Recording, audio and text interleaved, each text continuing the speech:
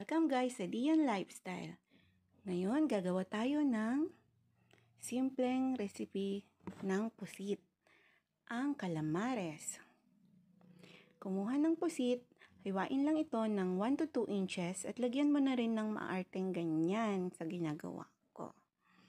At kumuha ka rin ng 1 cup ng gatas at ibabad ito at ilagay sa refrigerator ng 1 hanggang 2 oras. Drain ang gatas at kumuha ka na rin ng asin at paminta. Ihalo ito sa mga pusit at lagyan ng 1 itlog. Mix it well at isawsaw ito sa pinaghalong harina at cornstarch. Iprito ang mga ito sa kumukulong mantika at hintayin na maging golden brown. Para sa masarap na sausawan, mag-ready ng sibuyas, suka, asin at sili.